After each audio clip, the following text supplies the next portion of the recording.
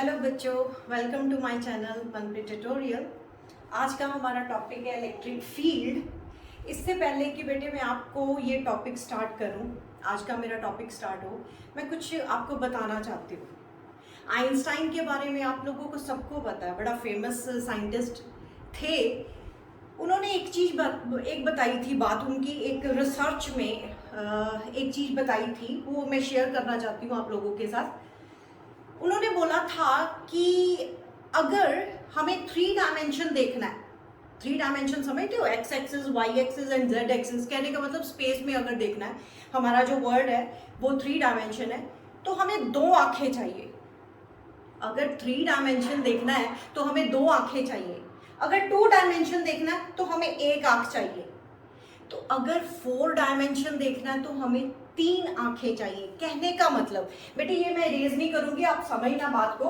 X axis, Y axis and Z axis, ये हमारी 3 dimension है। 3 डायमेंशन मतलब जितनी नंबर, एन क्या है, नंबर ऑफ डायमेंशन, ठीक है, नंबर ऑफ डायमेंशन। तो आईज कितनी चाहिए, n-1। अब ध्यान से बात सुनना बेटे मेरी, कि वो कहते, आइंस्टाइन ने बोला कि अगर हमें 3 डायमेंशंस देखना है तो हमें 2 आंखें चाहिए, मतलब डायमेंशन से 1 कम। अगर हमें 2 डायमेंशंस देखनी है, यानी एक्स एक्सिस और वाई एक्सिस, मतलब प्लेन देखना है, तो हमें सिर्फ 1 आंख चाहिए। इंटरेस्टिंग बात है ना। अब उन्होंने अपनी इस रिसर्च में जिक्र करा, उसने बोला, आइंस्टाइन बोल रहे हैं, अपनी रिसर्च में लिख भी रहे हैं, वो कहते कि according to Indian mythology, Lord Shiva has the 3 eyes. है ना बेटे, इंडियन लॉर्ड शिवा जो है, उनके पास तीसरी आंख थी, यहां पे खुलती थी ना, तो 3 आंखों वाला 4 डायमेंशंस देख सकता है। अब ये एक्स, ये वाई, ये जेड, ये 4th डायमेंशन कौन सी हुई? 4th डायमेंशन बेटे आप लोगों को बता दूं, हमारे पास X, Y, Z and T. T stands for time. T stands for time. आपको याद हो, जैसे सीरियल्स में भी दिखाया जाता है, तो बोलते तो यही है ना, कहने को तो यही बोलते हैं कि लॉर्ड शिवा को टाइम दिख जाता था, फ्यूचर दिख जाता था। वो 3 डायमेंशन उनको दिख रही थी। हम लोगों को कितनी दिख रही है? 3 डायमेंशन, लेकिन उनको कितनी दिखती थी? 4 डायमेंशन। 4 डायमेंशन मतलब उनको टाइम भी पता चल जाता था, फ्यूचर पता चल जाता था। कैसे पता चल जाता था? उनकी यहाँ पे तीसरी आंख जो है, वो एक्चुअली में हम लोगों के पास भी है। This eye is called knowledge. This eye is called knowledge. Knowledge, judgement, ये हमारी तीसरी आंख है, जो हमें 4th डायमेंशन देखने के कैपेबल बनाती है। तो वो आप देखो, अब ये जगानी कब है? 3rd आई आपने कब जगानी है? आपको कब ये चीज अंडरस्टैंड करोगे कि हमें अपनी नॉलेज को बढ़ाना है? आप कब अंडरस्टैंड करोगे कि हमें अपना फ्यूचर सेव करना है और कैसे करना है? एक और चीज बताऊं बेटे मैं आप लोगों को, हम बोलते हैं ना success, what do you mean by the success? Success is just a praise. जैसे हम बोल देते हैं ना, he is very smart, just ऐसे बोल देते हैं, तो सिमिलरली हम ये भी बोलते हैं, he is very successful person, he is very successful person. लेकिन हमें एक्चुअली में देखना ये है कि वो वहां पे उसने जो सक्सेस अचीव करी है, वो कैसे करी है, वो अचीवमेंट, वो सक्सेस तक पहुंचा कैसे है। ये जो रास्ता है ना, वो हमने सर्च करना है, वो हमने मेन फॉलो करना है। तो देख के बस ये बोल देते हैं कि हाँ, he is very much successful person, ऐसा नहीं होता बेटे। उसने सक्सेस कैसे अचीव करी है वो देखना होता है, ठीक है। ये थोड़ी सी बातें मैंने आप लोगों के साथ डिस्कस करनी थी। इंटरेस्टिंग बात यही है कि लॉर्ड शिवा के पास 3 आंखें थी, 3rd आई 4 हेड पे थी, वो एक्चुअली में नॉलेज थी। Knowledge is very very very important then success. Success अपने आप मिल जाएगी, don't bother about the success, खुद आएगी आपके पास। ओके, आज का टॉपिक स्टार्ट करते हैं बेटे। इलेक्ट्रिक फील्ड, मैंने फ्यू डेफिनेशन, एक आध डेफिनेशन लिख के रखी हुई है सो दैट कि आपका टाइम सेव हो जाए। तो सबसे पहले इलेक्ट्रिक फील्ड की डेफिनेशन क्या है? अब पिछले चैप्टर में हम लोग फोर्स लगाते थे ना, फोर्स कौन लगाता था? ये charge repel each other, attract each other. अब इलेक्ट्रिक फील्ड करते हैं, हर चार्ज की अपनी इलेक्ट्रिक फील्ड होती है। सबसे पहले तो डेफिनेशन ये है कि it is the space around the charge या फिर group of charge within which a test charge experience a force. अब ये टेस्ट चार्ज क्या है? ये टेस्ट चार्ज क्या है? जब भी कोई एक्सपेरिमेंट करा जाता है ना, एक टेस्ट करा जाता है जिसको बोलते हैं, तो वो इलेक्ट्रिक फील्ड में हमने एक टेस्ट चार्ज रखना। टेस्ट चार्ज मींस जिसकी अपनी वैल्यू जो है that is very very very very small, उसकी अपनी कोई फील्ड ना हो। टेस्ट चार्ज हम जीरो तो नहीं बोलेंगे, हम ऐसे बोलेंगे test charge approaches to zero, मतलब we can say negligible. Zero नहीं बोल सकते, जीरो बोल दिया तो अनडिफाइंड हो जाएगा, तो हम कहेंगे क्यू नॉट बोलेंगे, इसका सिंबल क्यू नॉट होगा। टेस्ट चार्ज जिसपे हमने टेस्ट करना है। अब क्या कह रही हूं मैं, इलेक्ट्रिक फील्ड, ये मान लो क्यू चार्ज है, this is called the source charge. मैं यहाँ पे ड्रॉ करती हूँ बेटे पहले, इसके लिए मान लो ये मेरे पास प्लस क्यू चार्ज है, this is called the source charge. इसको पता क्यों बोला सोर्स चार्ज? क्योंकि इसी की इलेक्ट्रिक फील्ड मैं बनाने जा रही हूँ। इसकी इलेक्ट्रिक फील्ड इधर इधर सब तरफ इसी की इलेक्ट्रिक फील्ड, सब तरफ इसी की चल रही है इलेक्ट्रिक फील्ड लाइंस, मतलब यहाँ बीच में से सब तरफ इलेक्ट्रिक फील्ड लाइंस निकल रही है। जैसे रेज निकलती है ना, इलेक्ट्रिक फील्ड लाइंस निकलती होती, ये इमेजिनरी लाइंस है। लेकिन हमें कैसे पता चलेगा कि इस पॉइंट पे इस चार्ज की इतनी इलेक्ट्रिक फील्ड है? तो डेफिनेशन क्या बोलती है? वो कहती है जहां पे आपने इलेक्ट्रिक फील्ड फाइंड आउट करनी है, मान लो आर डिस्टेंस पे, तो पी पॉइंट पे मैंने इलेक्ट्रिक फील्ड इस चार्ज के कारण निकालनी है जिसको मैं सोर्स चार्ज बोल रही हूं, तो मैं क्या करूंगी, उस पॉइंट पे एक क्यू नॉट जिसको मैंने टेस्ट चार्ज बोला, इसकी खुद की कोई अहमियत नहीं है, सोर्स चार्ज की पूरी अहमियत है। मतलब क्यू नॉट वो छोटे से छोटा चार्ज है जिसपे हम टेस्ट करने जा रहे हैं, जिसपे हम इलेक्ट्रिक फील्ड फाइंड आउट करने जा रहे हैं इस सोर्स चार्ज की। एक और चीज मैं बता दूं, अगर पॉजिटिव चार्ज है, वैसे तो मैंने रिप्रेजेंट कर ही दी है, इलेक्ट्रिक फील्ड लाइंस पॉजिटिव में से बाहर को निकलती है, सराउंडिंग इन स्पेस सब तरफ निकलेंगी। एंड किस डायरेक्शन में, जैसे अभी यहाँ पे मैंने क्यू नॉट लगाया, तो ये जो सोर्स चार्ज है क्यू नॉट पे फोर्स लगाएगा इस डायरेक्शन में। अगर हम किसी भी चार्ज की इलेक्ट्रिक फील्ड में कोई टेस्ट चार्ज क्यू नॉट रख दें, उस पे फोर्स लगेगी किस डायरेक्शन में? इलेक्ट्रिक फील्ड की डायरेक्शन में। तो रादर हम ऐसे भी बोल सकते हैं, इलेक्ट्रिक फील्ड की डायरेक्शन कौन सी डायरेक्शन है? जिस डायरेक्शन में क्यू नॉट को यानी टेस्ट चार्ज को फोर्स लग रही है, इस तरफ फोर्स लग रही है। समझ आई बेटे? मैंने इलेक्ट्रिक फील्ड की डेफिनेशन बताई है, ये मैंने अभी सिर्फ एक चार्ज लेके बता रही हूँ। यू कैन यहाँ पे ग्रुप ऑफ चार्जेस भी लिया जा सकता है। पहले आप एक चार्ज की समझो, ये plus Q charge is called the source charge जिसकी इलेक्ट्रिक फील्ड है, एंड ये वाला Q naught charge approaches to zero, वो जो चार्ज है उस पे हम सिर्फ टेस्ट कर रहे हैं, इसकी इस पॉइंट पे पी पॉइंट पे इलेक्ट्रिक फील्ड फाइंड आउट करनी थी। आपने क्या करा, वो टेस्ट चार्ज को क्यू पी पॉइंट पे रखा क्यू नॉट पे, तो उस पे फोर्स जजमेंट लगा, फोर्स हमने निकाल लेनी है, कितनी फोर्स लग रही है क्यू नॉट पे और किस डायरेक्शन में लग रही है। तो हम you can find the intensity of electric field. अब इंटेंसिटी ऑफ इलेक्ट्रिक फील्ड की भी बात कर लेते हैं। इंटेंसिटी ऑफ इलेक्ट्रिक फील्ड क्या है बेटे? इंटेंसिटी ऑफ इलेक्ट्रिक फील्ड या electric field intensity, electric field intensity at a point, जैसे मैंने पी पॉइंट पे electric field intensity find out करनी है, किसके कारण? Due to source charge. Due to source charge is defined as the force experienced by test charge. Force तो इसी पे लग रही है ना बेटे, यहाँ पे एफ नॉट लिख दूं, फोर्स तो इसी पे लग रही है, तो फोर्स पर यूनिट टेस्ट चार्ज, मतलब अकॉर्डिंग टू डेफिनेशन हमारी इलेक्ट्रिक फील्ड इंटेंसिटी किसके इक्वल आ रही है? E vector is equals to limit Q naught approaches to zero, F vector ही लिख देते हैं बेटे, F vector upon Q naught. ये डेफिनेशन है इलेक्ट्रिक फील्ड इंटेंसिटी की। आप कंपेयर कर सकते हो electric field intensity at a point यानी P पॉइंट पे किसके कारण? Due to the source charge यानी क्यू चार्ज के कारण is defined as the force experienced by test charge. Force तो इसी को लग रही थी ना, टेस्ट चार्ज को, इस तरफ भाग रहा है वो, पर यूनिट टेस्ट चार्ज मतलब क्यू नॉट के साथ डिवाइड भी करना है। तो आपको ये L T stand for limit Q naught approaches to zero. मैं बोल रही हूँ ना बेटे कि क्यू नॉट इतना छोटा होना चाहिए कि उसकी अपनी फील्ड नहीं आनी चाहिए, इतना नेग्लिजिबल होना चाहिए अप्रोचेस टू जीरो, मतलब उसकी खुद की कोई फील्ड नहीं होनी चाहिए, उसकी खुद की कोई अहमियत नहीं है, जो भी है वो plus Q charge source charge का है। नोट करो बेटे इसको, नोट करो। एक और चीज मैं बता दूं, ये इलेक्ट्रिक फील्ड जो है, electric field is a vector quantity.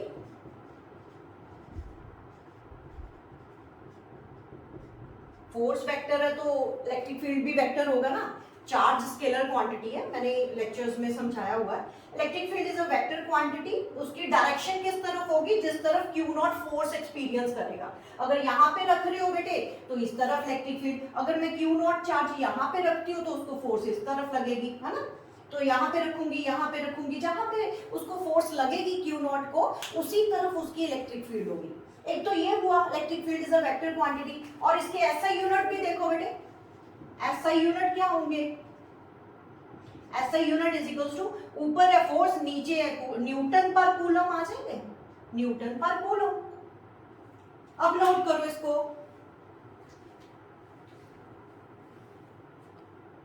Note कर लिया? ओके, मैं रेज करने जा रही हूं। Electric field of source charge होती है और क्यू नॉट जो है वो टेस्ट चार्ज है, सिर्फ यूज ही करना है बेचारे को, उसकी खुद की कुछ अपनी अहमियत नहीं है। इलेक्ट्रिक फील्ड उसकी नहीं होनी चाहिए, ठीक है, उसकी इलेक्ट्रिक फील्ड बिल्कुल नहीं होनी चाहिए, नहीं तो हम इलेक्ट्रिक फील्ड इंटेंसिटी की वैल्यू प्रॉपर नहीं फाइंड आउट कर पाएंगे सोर्स चार्ज। ओके, अब मुझे थोड़ी सी रिप्रेजेंटेशन आपको बतानी है, रिप्रेजेंटेशन ऑफ इलेक्ट्रिक फील्ड।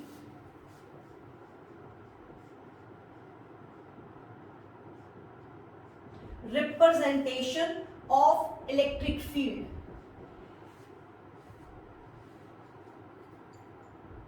कैसे करते हैं बेटे? प्लस क्यू चार्ज है, मान लो ये मेरा सोर्स चार्ज है, इसकी electric field outward, radially outward होगा। कुछ बुक्स ऐसे बनाती हैं, बड़ा एरो, छोटा एरो और छोटा एरो, इसी तरह यहाँ पे बड़ा एरो, फिर छोटा एरो और छोटा एरो, एंड सो ऑन, ऐसे ऐसे, एंड ये ऐसे बनाता रहता है। कुछ बुक्स तो बेटे ऐसे बना रही हैं। अब arrows tells the direction of electric field, वो तो समझ आ रहा है, लेकिन ये बड़ा छोटा छोटा, ये क्या मतलब रिप्रेजेंटेशन हुई? ठीक है, बनती जाती है बेटे, और भी बना सकते हो आप, ऐसे फिर छोटा एंड फिर छोटा। ये कुछ बुक्स तो बेटे ऐसे ही बनाती हैं, electric field, representation of electric field of plus Q charge, radially outward बाहर को निकल रही है। ये बड़ा फिर छोटा, कहने का मतलब जैसे जैसे चार्ज से दूर जा रहा है उसकी इलेक्ट्रिक फील्ड इंटेंसिटी कम होती जा रही है, इसका मतलब ये है। अच्छा, ये फिर उसके बाद ये तो कोई खास कामयाब नहीं हुआ, उसके बाद वो कह रहे हैं कि इसकी रिप्रेजेंटेशन आप ऐसे भी बना सकते हो जो एक्चुअली में बेनिफिशियल रहे। कैसे? उन्होंने बोला कि आप प्लस क्यू चार्ज की, सोर्स चार्ज की इलेक्ट्रिक फील्ड ऐसे ही बनाओ, कोई चक्कर नहीं, आप ऐसे एरो, एक एक एरो ही निकालो, कोई इतना ज्यादा बनाने की जरूरत नहीं है, बड़े छोटे ऐसे बनाने की जरूरत नहीं है। तो उन्होंने इतना कह दिया बेटे कि ये ऐसे बनाते हैं। अब मेरी बात समझना, मैं क्या बना रही हूं। ये मैंने रेडियल आउटवर्ड तो शो कर दिया, लेकिन कहने का मतलब ये हुआ, वो कहता है कि जिस जगह पे इलेक्ट्रिक फील्ड लाइंस पास है, मतलब density of electric field lines ज्यादा है। ये देखो, इस सर्कल में डॉटेड सर्कल जो मैंने बनाया, एक्चुअली में ये स्फीयर है क्योंकि 3 डायमेंशनली इलेक्ट्रिक फील्ड लाइंस बाहर निकलेंगी। तो ये स्फीयर में देखो, ये लाइनें पास है ना, फिर भी तो इलेक्ट्रॉन डेंसिटी इसमें ज्यादा है, इलेक्ट्रिक फील्ड डेंसिटी ज्यादा है। इलेक्ट्रिक फील्ड लाइंस डेंसिटी ज्यादा है, तो यहाँ पे इलेक्ट्रिक फील्ड ज्यादा है। अब ये स्फीयर में आ जाओ, देखो लाइंस दूर हो गई ना बेटे, तो उसमें इलेक्ट्रिक फील्ड कम हो रही है। कहने का मतलब जैसे जैसे आप क्यू चार्ज से यानी सोर्स चार्ज से दूर जाते जाओगे इलेक्ट्रिक फील्ड इंटेंसिटी कम ही होगी। ये तो रिप्रेजेंटेशन थी पॉजिटिव चार्ज की। अब माइनस क्यू चार्ज के केस में भी देख लेते हैं। इसको मैं लिखूंगी रेडियली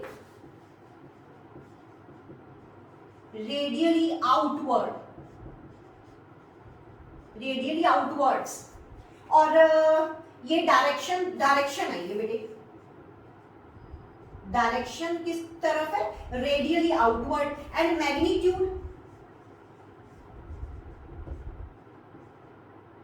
मैग्नीट्यूड जो है वो इलेक्ट्रिक फील्ड लाइन डेंसिटी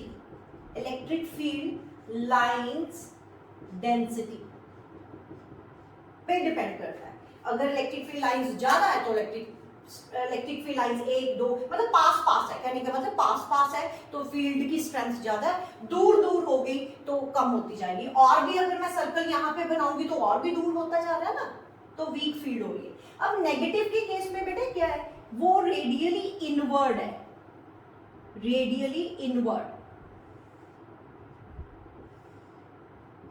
इसकी रिप्रेजेंटेशन है इलेक्ट्रिक फील्ड लाइंस की, plus Q charge and minus Q charge, उसकी मैंने रिप्रेजेंटेशन शो करी है। इसके केस में भी वही चीज है बेटे, आप रेडियली इनवर्ड हुआ, और इलेक्ट्रिक फील्ड डेंसिटी कैसे हम निकालेंगे, इंटेंसिटी कहां से निकालेंगे, लाइन की डेंसिटी से। तो यहां पे रेडियली इनवर्ड हुआ, इनवर्ड्स। समझ आया? मुझे आगे भी जरूरत पड़ेगी बेटे positive charge and negative charge की डायरेक्शन बताने के लिए इलेक्ट्रिक फील्ड की, तो इसलिए ये पता होना चाहिए।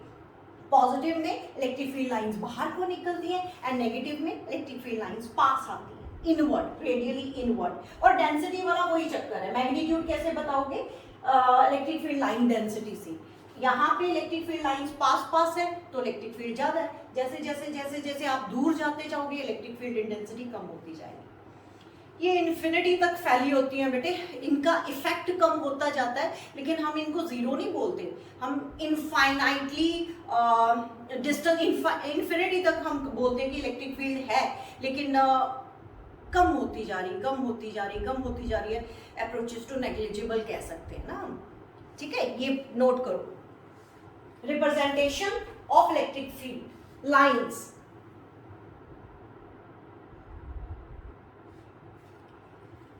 ठीक है बेटे, अब मैं इसका डेरिवेशन बताती हूं, मतलब फॉर्मूला।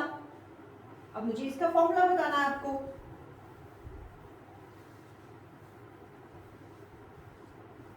वो लॉर्ड शिवा वाली बात याद रखना, नॉलेज की आंख खोलनी है हमें। ठीक है बेटे, नॉलेज की आंख खोलो, सबको दी हुई भगवान ने, भगवान के पास भी थी, हमारे पास भी है, लेकिन यूज कोई करता है ना। तो हम लोगों को तो पहले पता तो होना चाहिए कि है भाई हमारे पास भी आंख, तीसरी आंख है, लेकिन यूज करने की बात तो बाद में आएगी ना। Okay, to find the electric field due to a point charge, to find the electric field due to point charge,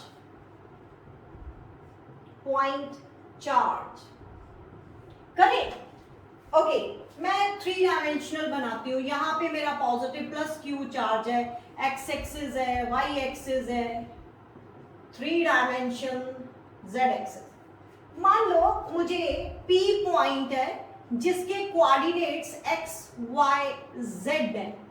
अभी तो हम 3 कोऑर्डिनेट से ही काम चलाएंगे, चौथा कोऑर्डिनेट जो टाइम है वो लॉर्ड शिवा का ही काम था। Okay, P point x, y, z। यहाँ पे हायर क्लासेस में बेटे पोस्ट ग्रेजुएशन में ना डेरिवेशन जो है वो x, y, z and t time को, चौथी कोऑर्डिनेट्स को भी यूज करके करी जाती है। वहाँ पे हम लोग बॉदर करते हैं पोस्ट ग्रेजुएशन में, एमएससी स्टैंडर्ड पे जब हम जाते हैं ना, तो वहाँ पे फोर्थ डायमेंशन को भी कंसिडर करते हैं। आपका लो लेवल है, +2 लेवल है जस्ट, तो अभी तक तो आपने डील करना है इन 3 डायमेंशन के साथ ही, X Y Z. Okay, come to the point. We have to find the electric field due to this plus q charge at point P, जो कि x, y, z coordinates है, और origin से इसका distance मैं मान लेती हूँ ये मेरा r है, r वेक्टर है। तो अभी मुझे इतना, हमने क्या करना है, हर बार क्या करना है बेटे, वही काम जो इलेक्ट्रिक फील्ड की डेफिनेशन बोलती है। एक ना पॉइंट चार्ज जो है, पॉइंट चार्ज नहीं मुझे बोलना चाहिए, टेस्ट चार्ज उठाओ, उसी पॉइंट पे रख दो जहां पे आपको electric field intensity find out करनी है, यानी यहां पे Q0 चार्ज, ये बड़ा काम का चार्ज है, जब जरूरत पड़ती है वहां पे रख देते हैं। ओके, अब प्लस Q की फील्ड में टेस्ट चार्ज Q0 जिसकी अपनी कोई फील्ड नहीं है वो रख दिया, तो यहां पे तो फोर्स लगेगी। फोर्स किस डायरेक्शन में, उसी डायरेक्शन में जिस तरफ इलेक्ट्रिक फील्ड है। तो अगर मुझे बेटे फोर्स निकालनी है तो कूलम तो हमें फॉर्मूला दे चुका है ना, F = 1/4 पाई एप्सिलॉन नॉट। अब चार्ज कौन से, Q0 अपॉन ये डिस्टेंस कौन सा है, r स्क्वायर। अगर मैंने वेक्टर फॉर्म में लिखना तो वो भी लिख सकती हूँ, तो F वेक्टर लिखना है तो बेटे मैं लिखूंगी 1/4 pi epsilon not Q/Q0 upon r square, और यहाँ पे r कैप लिखूंगी, where r cap is the unit vector along, मैं पॉइंट लिख दूं, ये मेरा ओरिजिन ले लेते हैं, ये P point, along OP vector, ऐसी OP वेक्टर तो लिख दो यहाँ पे। एक बेटे एक और चीज मैंने बताई हुई है आप लोगों को, वेक्टर चैप्टर में हमने करी हुई ना +1 में, तो वैसे भी मैंने अपने पिछले लेक्चर में बातें बताई हुई है, प्लीज उनको देखो।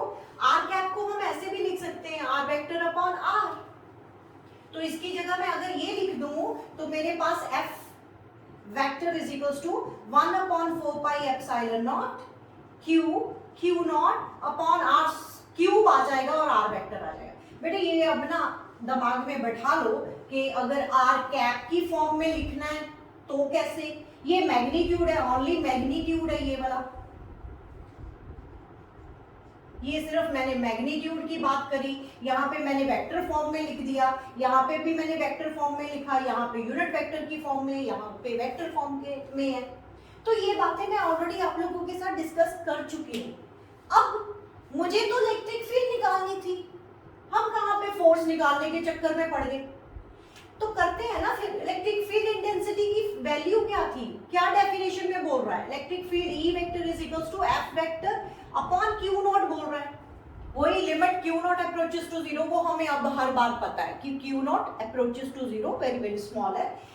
तो मेरे कहने का मतलब, अगर मुझे इलेक्ट्रिक फील्ड का मैग्नीट्यूड निकालना तो सिर्फ Q0 के साथ डिवाइड करना है, तो उसके हिसाब से मेरी इलेक्ट्रिक फील्ड की एक्सप्रेशन क्या बन रही है। अगर सिर्फ मैं मैग्नीट्यूड निकाल रही हूँ तो वो 1/4 pi epsilon not Q/r², Q0 गया, इसकी डेफिनेशन में पुट करो, Q0 इसके साथ कट जाएगा और इलेक्ट्रिक फील्ड का ये फॉर्मूला, ये मैग्नीट्यूड आ गया। अब लिखते जाओ, इसकी फॉर्म में लिखना तो यहाँ पे Q0 हटा दो, तो E वेक्टर लिख दूं, E वेक्टर में ये वाला लिख दूंगी, वो रहने देते हैं, = 1/4 पाई एप्सिलॉन नॉट Q/r³ और r वेक्टर। ठीक है बेटे, अब ये इलेक्ट्रिक फील्ड का भी हो गया इन वेक्टर फॉर्म आल्सो, नोट करो इसको। ओके, अब मैं करवाने जा रही हूँ electric field in terms of rectangular components, यानी एक्स वाई जेड। वो भी आज मैं एक बताती हूँ आप लोगों को, वो भी बेटे हमने वेक्टर चैप्टर में +1 स्टैंडर्ड में करा हुआ है। वो कैसे लिखते हैं वो मैं बता देती हूँ। जैसे मान लो हमारे पास, मैं अभी ये लिख लूं बेटे, इलेक्ट्रिक फील्ड हमने क्या निकाला, E vector = 1/4 pi epsilon not Q/r³ आया था और r वेक्टर है। ठीक है, ये वाला मैंने उठा लिया एक्सप्रेशन। अब मैंने क्या लिखना, electric field in terms of rectangular components. Rectangular components.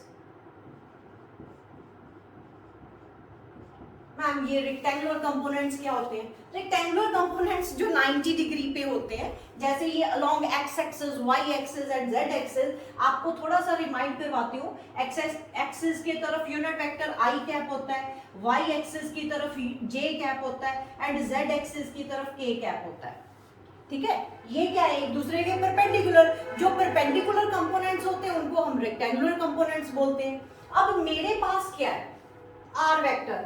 किस पॉइंट का पोजीशन वेक्टर है? X Y Z coordinate. तो बेटे हम पता कैसे लिख सकते हैं? R vector can be written as X I cap plus Y J cap plus Z K cap. ऐसे लिख सकते हैं आर वेक्टर को. अच्छा, उसके बाद अगर आर वेक्टर का मुझे मॉड चाहिए, जिसको हम आर लिख सकते हैं, तो वो क्या होता है? आई जे के कोफिशिएंट्स का स्क्वायर करो, ऐड कर दो. जिनको पता है वो तो चलो अंडरस्टैंड कर लेंगे, जिनको नहीं पता तो अब लर्न कर लो ना. अब लर्न कर लो. आर वेक्टर को हमने कैसे रिप्रेजेंट कर दिया? क्योंकि वो किस पॉइंट का पोजीशन वेक्टर है? एक्स वाई जेड वाले का. तो उसको कैसे लिखेंगे? X I cap, Y J cap, Z K cap. और उसके मॉड का मतलब क्या हुआ? आई जे के कोफिशिएंट्स का स्क्वायर करो, ऐड करो, अंडर रूट करो. अब ये चीज मैं यहाँ पे लिखूंगी. मुझे electric field along X axis भी चाहिए, अलोंग वाई एक्सिस भी चाहिए, अलोंग जेड एक्सिस भी चाहिए. कहने का मतलब मुझे rectangular component of electric field चाहिए. सिर्फ एक्स एक्सिस की तरफ कितनी इलेक्ट्रिक फील्ड लग रही है, वाई एक्सिस की तरफ कितनी लग रही है एंड जेड एक्सिस की तरफ कितनी लग रही है, वो मुझे चाहिए. That are called the rectangular components of electric field. ठीक है बेटे, ये मैं पुट करूंगी अब यहाँ पे. करें. E vector is equals to क्या हुआ? 1/4 pi epsilon naught q upon r cube. r cube क्या है बेटे? r तो ये है, ये अंडर रूट है, उसका क्यूब है. तो मैं नीचे ये लिख दूं x square plus y square plus z square का 3/2 कर दूं. अंडर रूट भी तो है ना उसका, तो क्यूब भी है, तो 3/2 हो गया. तो उसके साथ r वेक्टर है. r वेक्टर तो मेरा ये वाला है, x I cap plus Y J cap plus Z K cap. ठीक है बेटे, अभी भी हमने इलेक्ट्रिक फील्ड फाइंड आउट करी है, लेकिन उसके रेक्टेंगुलर कंपोनेंट्स अभी भी नहीं मैंने बताए. मतलब एक्स एक्सिस वाला, वाई एक्सिस वाला एंड जेड एक्सिस वाला कंपोनेंट मुझे अभी भी बताना है. इसको नोट करो, फिर मैं अरेज कर रही हूँ.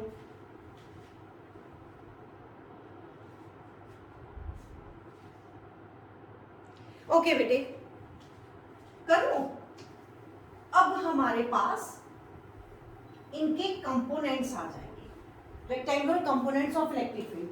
देखो, अगर तो वो बोलता है कि एक्स एक्सिस वाला ही हमें कंपोनेंट चाहिए, वो भी वेक्टर फॉर्म में, तो मैं कैसे लिखूंगी? 1/4 pi epsilon not Q upon ये सारा X square plus Y square plus Z square की रेज टू पावर 3/2 इनटू सिर्फ एक्स आई कैप.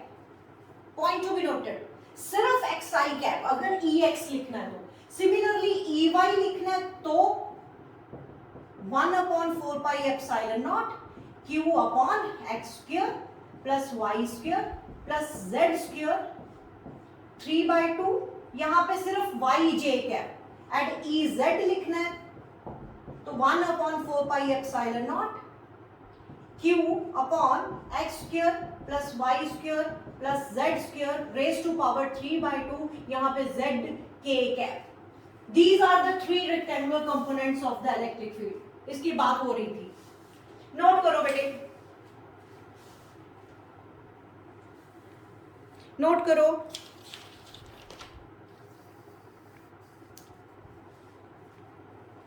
ओके, अब मुझे electric field in terms of position vector निकालनी है. याद है आपको पोजीशन वेक्टर और वेक्टर में क्या फर्क है? वेक्टर तो हम किसी को भी बोल देंगे जिसकी डायरेक्शन है, लेकिन पोजीशन वेक्टर कौन सा होता है? Those vector which are originating from origin. Origin से मेजर करने वाले जितने भी वेक्टर्स हैं, that are called the position vectors. अब मुझे पोजीशन वेक्टर की टर्म में लेके आना है, मतलब ये प्लस क्यू चार्ज मुझे ओरिजिन पे नहीं रखना, किसी सर्टेन डिस्टेंस पे रखना है। अब मेरी डायग्राम भी चेंज हो जाएगी। तो इस बार मेरा जो स्टेटमेंट हुई, to find the electric field due to a point charge in terms of position vector, in terms of position vector, position vector. मतलब अब हमें क्या करना है, to find the electric field due to a point charge in terms of position vector. तो इसके लिए diagram, अभी हमें ओरिजिन पे चार्ज नहीं रखना, ये X axis, Y axis and Z axis, अभी हमें चार्ज कहां पे रखना है, ये पॉइंट पे मैंने चार्ज, सोर्स चार्ज क्यू रख दिया, plus Q charge is my source charge.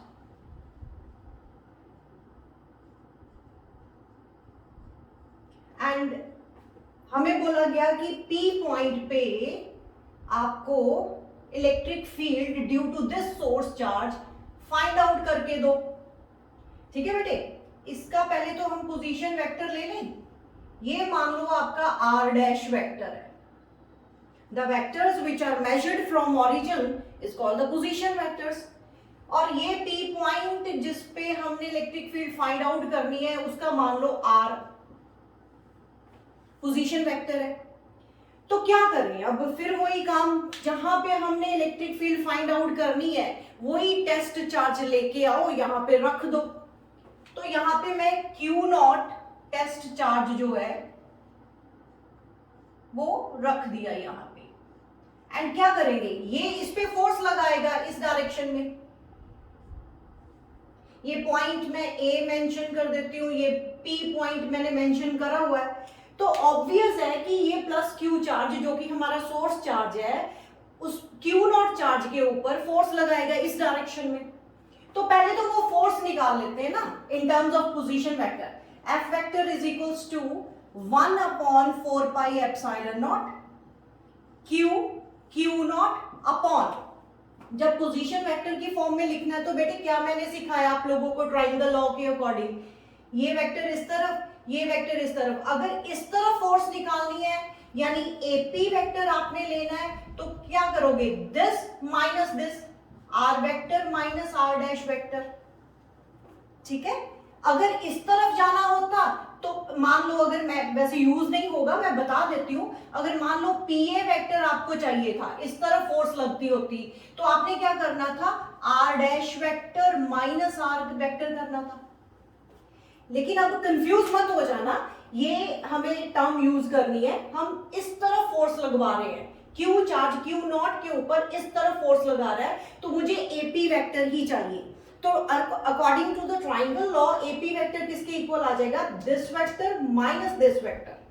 ये ऑलरेडी मैंने आप लोगों को बताया हुआ है, तो इसकी तो जरूरत नहीं है, जस्ट मैंने बताया, कंपेयर करा, तो पुट करें यहाँ पे वैल्यूज।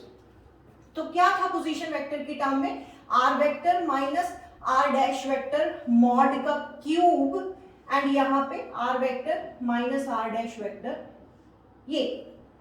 लेकिन हमें तो इलेक्ट्रिक फील्ड फाइंड आउट करनी है, तो इलेक्ट्रिक फील्ड का वही फॉर्मूला क्यू नॉट के साथ डिवाइड कर दो। E vector is equals to किसके इक्वल है, F vector upon Q naught. तो क्यू नॉट कट जाएगा, बाकी सब कुछ एज इट इज आ जाएगा। E vector is equals to 1/4 pi epsilon naught Q upon r vector minus are dash vector mod का cube r vector minus are dash vector. समझ आया, ये मेरी electric field in terms of position vector आ गई। तो examiner अगर आपको simple electric field find out करने को बोलता है, find the electric field due to a point charge at a certain distance, तो पिछला आर्टिकल चलेगा। लेकिन अगर वो बोल देता है एग्जामिनर कि to find the electric field due to a point charge in terms of position vector, तो यही करना पड़ेगा बेटे, तो ये करना पड़ेगा, डायग्राम भी ये बनेगी एंड आपको ये एक्सप्रेशन देना पड़ेगा। नोट करो इसको।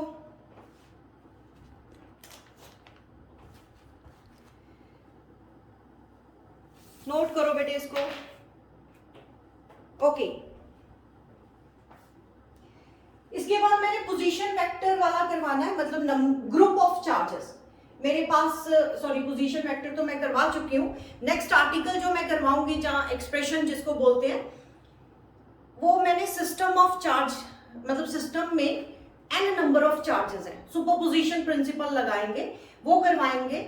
और लेकिन इससे पहले कि मैं आप लोगों को कंप्लीट करूँ ये लेक्चर, एक इंटरेस्टिंग बात और बताती हूँ।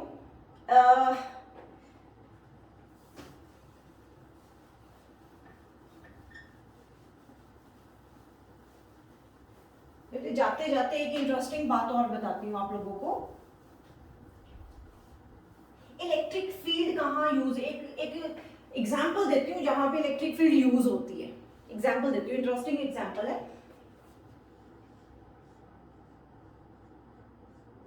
Shark, POD। मैम इसका क्या मतलब है? शार्क POD का क्या मतलब है? Shark protective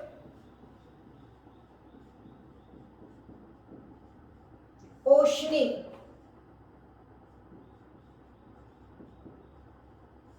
device.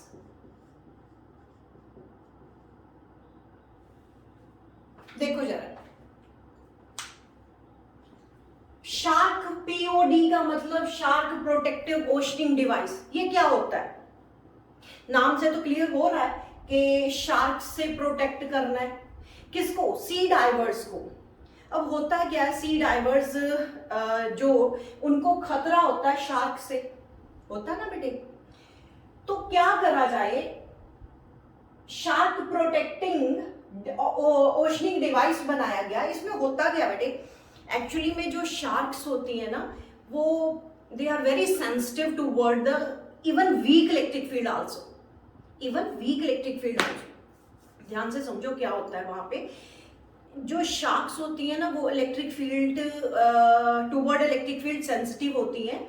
बहुत स्ट्रॉन्ग इलेक्ट्रिक फील्ड नहीं हमें बनाने की जरूरत है, वीक इलेक्ट्रिक फील्ड के लिए भी वो सेंसिटिव होती है। तो क्या करती हैं, होता क्या है बेटे, ये डिवाइस कैसे बनाया जाता है? जो डाइवर्स के फिन्स होते हैं, डाइवर्स, सी डाइवर्स का जो कॉस्ट्यूम होता है, उसके जो फिन्स होते हैं, वहां पे एक इलेक्ट्रोड, दो मेटेलिक इलेक्ट्रोड्स लगा देते हैं।